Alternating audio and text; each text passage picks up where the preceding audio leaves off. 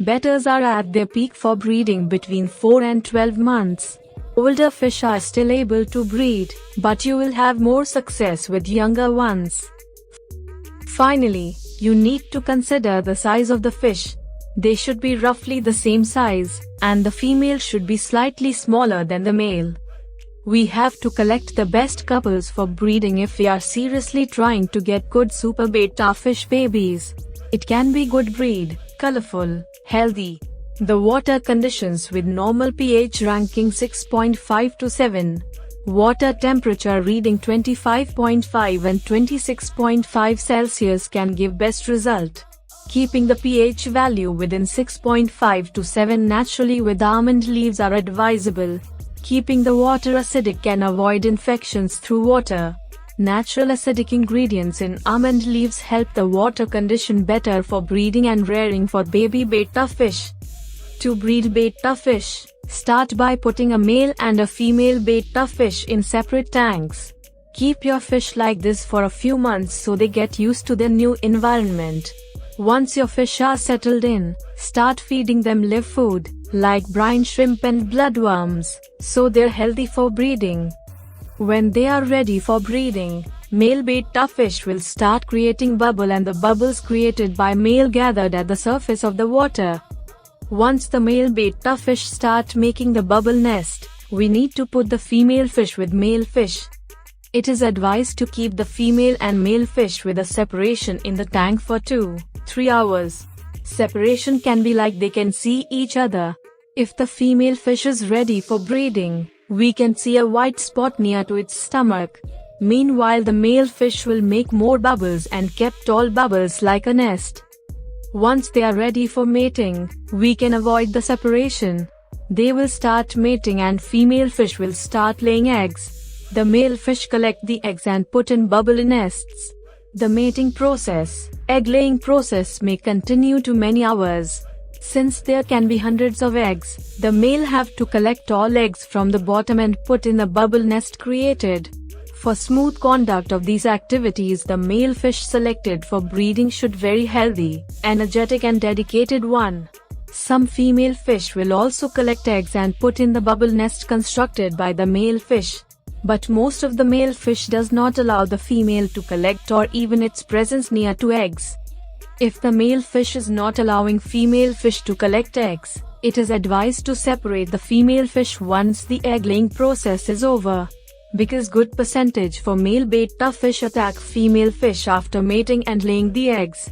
Some percentage of female betta fish eat own eggs, so it is better to separate the female fish after the egg-laying process.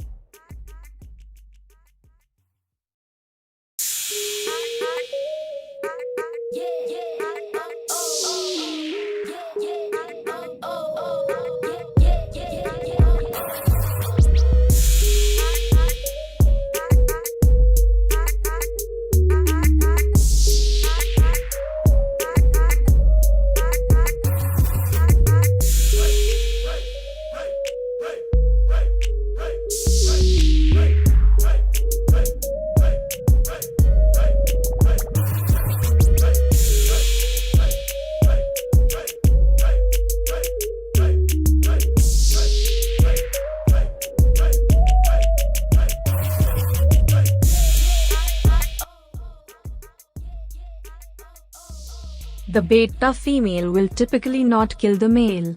They will normally go peacefully together, but they are an aggressive species and the male might also surprise you by attacking the female. The best way here is to introduce a fish with an adjacent tank. After mating, the male betta fish will stay under the nest and protect the eggs from any potential predators. If any eggs fall out, he will place them back in. Male betta fish will place the eggs into a bubble nest, which he will create. The baby betta fish will hatch in about 3 days.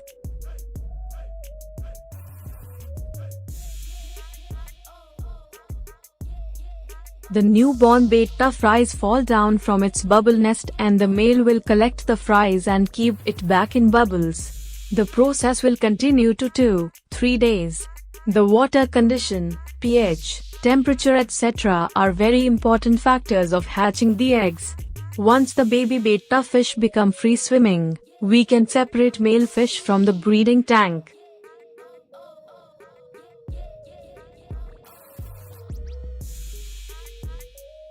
Most bettas lay between 30 to 40 eggs per spawn, but some can lay up to 500. The male will start to catch all the eggs, taking them up to the nest. Some females help with this process once they're recovered, but others tend to eat the eggs, so it's advisable to remove the female as soon as she has recovered.